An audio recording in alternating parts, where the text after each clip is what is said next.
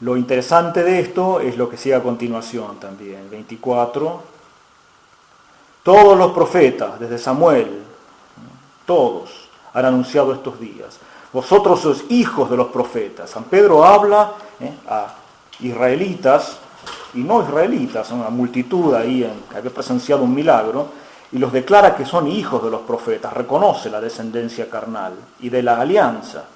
Mención expresa de Abraham con nuestros padres, diciendo a Abraham, en tu descendencia, en tu semilla, en tu simiente, serán bendecidos, el Mesías, serán bendecidas todas las familias de la tierra, todas las naciones, no solo la nación de Israel. ¿Qué es lo que está diciendo entonces San Pedro, que va a configurar toda la existencia de los demás apóstoles? Lo que está diciendo es, el verdadero Israel somos nosotros. Más aún, los que no reconocieron al segundo Moisés, al nuevo Moisés, más grande que Moisés, esos son exterminados, ya no son Israel. El verdadero Israel son los apóstoles, es la iglesia naciente. Eso es muy importante en Hechos de los Apóstoles 3. Es realmente de una trascendencia, una configuración de la iglesia que nace, que va a marcar la vida de todos los apóstoles y de las generaciones sucesivas de los cristianos. Los cristianos son el verdadero Israel. Los fariseos quedan separados de este Israel de Dios. Los asesinos de Cristo y los que no se arrepienten. Hijos de los profetas, hijos de Abraham, son los cristianos. Bendecidas todas las familias de la tierra, de cualquier origen que sean, pasan a integrar la simiente de Abraham, la semilla de los patriarcas, el Mesías. Se incorporan al Mesías. Son temas realmente paulinos, ¿no? San Pablo se considera, en su conversión, ve, y le es patente, lo repite en todas sus cartas, que ahí llegó a ser verdaderamente hijo de los profetas e hijo de Abraham, cuando conoció a Cristo, cuando vio a Cristo. Antes era muy hijo de Abraham según la carne, hasta perseguidor de los cristianos. Celoso en extremo de las tradiciones paternas, lo pone en varias de sus cartas. Y sin embargo, él ve que ahí no era hijo de los profetas, no era hijo de Abraham. En otro momento, por la fe, por la revelación de Cristo, la respuesta de fe, ahí llegó a ser verdadero judío, verdadero hijo de Abraham, verdadero hijo de los profetas, el Israel de Dios. Y él vivió esta espiritualidad toda su vida.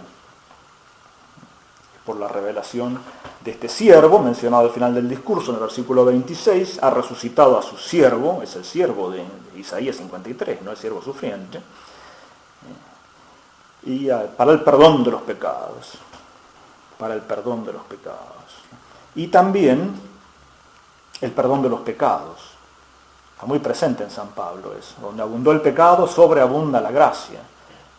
La encarnación tuvo lugar, y con Cristo nuestro Salvador, el evento máximo de nuestra vida, ¿no? Es la salvación con mayúsculas, la persona divina. Todo eso es por el perdón de los pecados. Extraña paradoja, pero muy frecuente en San Pablo. Se describe detalladamente los pecados, los suyos y los de los corintios y los llamados del judaísmo y del paganismo. Mucha descripción del pecado, porque la encarnación fue para el perdón de los pecados. El que no se reconoce pecador no va a recibir este don maravilloso del Mesías y del perdón de los pecados. Es increíble, ¿no? Tanta fealdad que tiene el pecado, San Pablo la describe bien, ¿no? Una malicia infinita, nos muestra lo que realmente es el pecado, sobre todo los pecados espirituales, los diabólicos, ¿no? Los retrata de forma maravillosa. Sin embargo, sí, acontecieron, Dios los transformó, esa maravilla de la acción divina, en fuente de sobreabundar a la gracia, ¿no? Hasta en la consagración de la misa sale el tema de los pecados, para el perdón de los pecados. Momento supremo de nuestra vida, ¿no? La consagración, el corazón de la Eucaristía, del santo sacrificio de Cristo, se hace mención de los pecados, el perdón de los pecados. Un discurso de San Pedro entonces, Hechos de los Apóstoles 3, para mostrar que todo lo que se dijo de Cristo se va a decir del cristiano, del otro Cristo, de aquel que ya no vive él, es Cristo que vive en él. Si leemos en el capítulo 7 el discurso de Esteban, lo dejo para la meditación de ustedes, porque es un largo discurso con toda la historia de la salvación, van a ver ustedes, sobre todo al final, lleno del Espíritu Santo, lo mismo que se dice de Cristo en su discurso de despedida, en sus últimas acciones antes de la pasión, se va a decir también de Esteban. Hechos de los Apóstoles 7, 54 y sus siguientes. Se enfurecieron en sus corazones, crujían los dientes contra él. Lleno del Espíritu Santo, clavando los ojos en el cielo, cosas que hizo Cristo, que se dijeron de Cristo, se dicen de Esteban. Vio la gloria de Dios, a Jesús de pie a la diestra de Dios. Y aquí que veo los cielos abiertos, al Hijo del Hombre. Muy parecido a lo que Cristo había dicho a Natanael, Juan 3.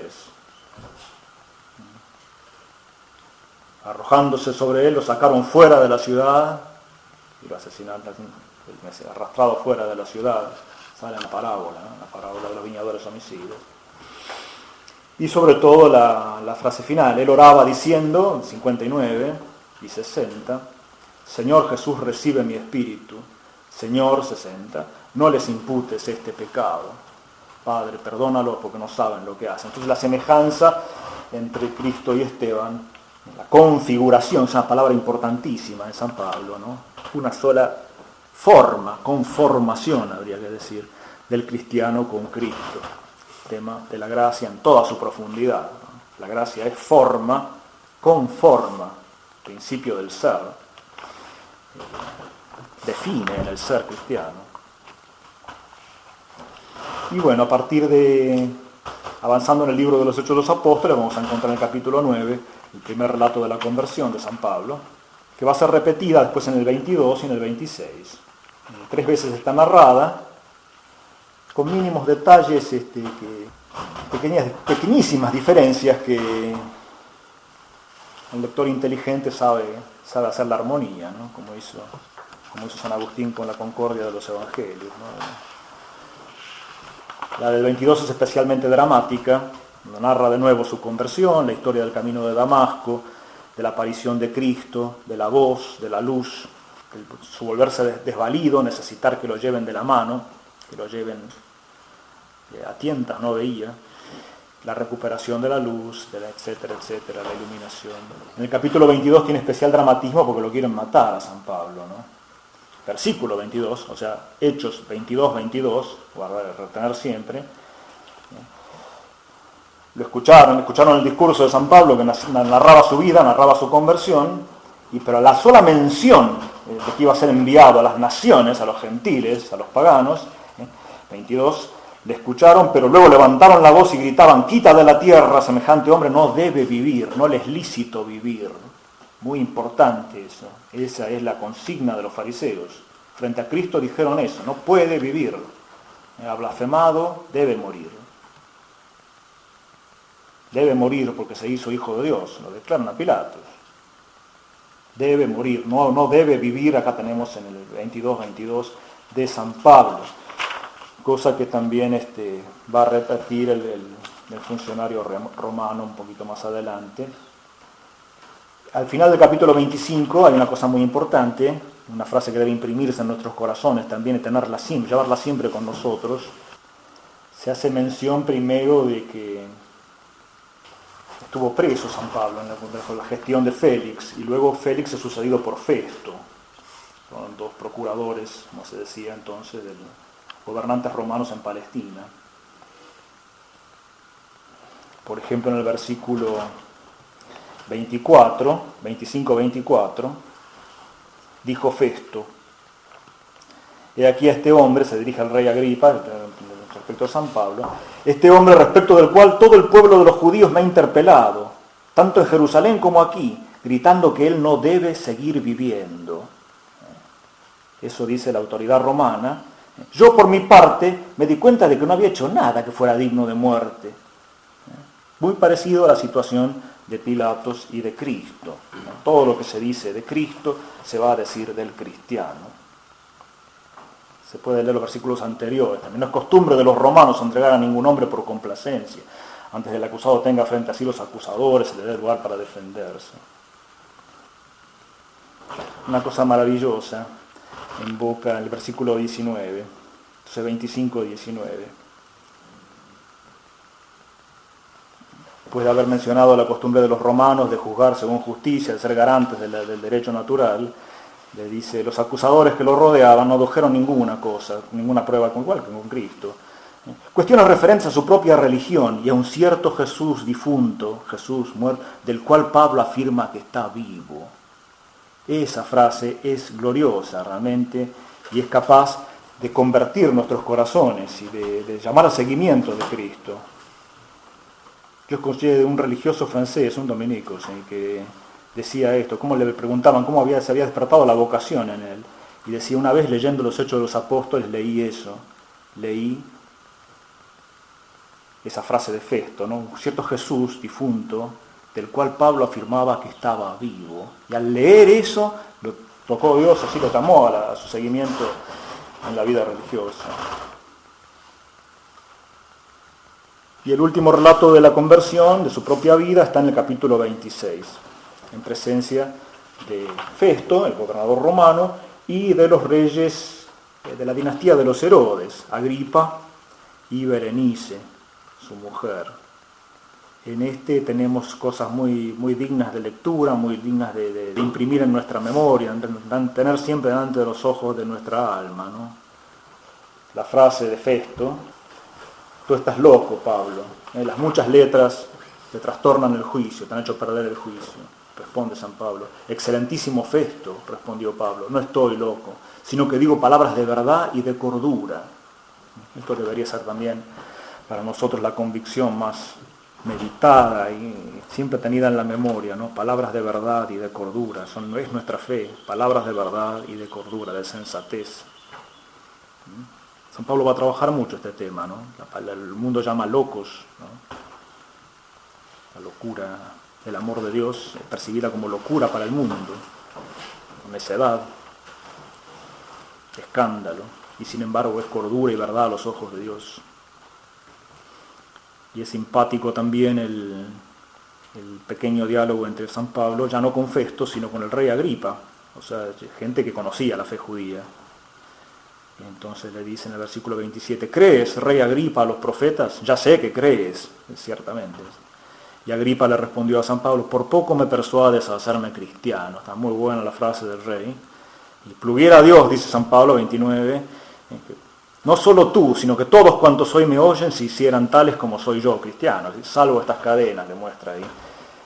Se levantaron entonces el rey, el gobernador, Berenice, y se retiraban hablando entre sí diciendo, este hombre nada ha hecho que merezca muerte o prisión, ni muerte ni prisión. De nuevo las autoridades terrenas, incluso corruptas, son garantes de la inocencia de Cristo Jesús y de San Pablo. Desde su inicio, los discursos originales de San Pedro, capítulo 2, capítulo 3, hasta el 28, último capítulo del libro de los Hechos, tenemos un tema de enorme importancia en la iglesia primitiva, que es que unos creen y otros no. Este misterio de por qué unos se abren a la fe y otros rechazan la luz de la fe y quedan sumidos en las tinieblas de la incredulidad. Es una de las pocas frases que aparecen en los 4 evangelios, en los 3 sinópticos, en San Juan también y en los Hechos de los Apóstoles.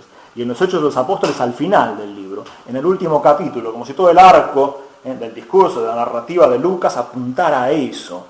Fueron a verlo a Pablo a Roma, está en Roma ya, especie de prisión domiciliaria, de la cual iba a salir libre, después una segunda prisión que causaría la muerte, sin excluir unas muchas otras pequeñas que tuvo, ¿no? Y se dice que los judíos fueron a verlo, gran número de judíos vinieron a él, 28-23, señalaron un día y vinieron a él en gran número a su alojamiento, y él les explicó el reino de Dios, dando su testimonio, procuraba persuadirlos acerca de Jesús, según la ley de Moisés y de los profetas, desde la mañana hasta la tarde, de toda la vida de San Pablo en un solo día. Está por terminar el libro, está en Roma, está en el corazón del imperio, está dando su último testimonio en este libro escrito por su discípulo. Y unos creían, 24, 28, 24, unos creían las cosas que decía, otros no creían. Este misterio tremendo, el misterio de la ceguera de los corazones. No hubo acuerdo entre ellos, se alejaron. Mientras Pablo les decía una palabra, bien habló el Espíritu Santo por boca del profeta Isaías a vuestros padres, diciendo, ve a este pueblo y di, oiréis con vuestros oídos y no entenderéis, miraréis con vuestros ojos, pero no veréis. Se ha embotado el corazón de este pueblo, y con sus oídos oyen pesadamente, han cerrado sus ojos para que no vean con sus ojos, ni oigan con sus oídos, ni entiendan con el corazón y se conviertan y yo los sane.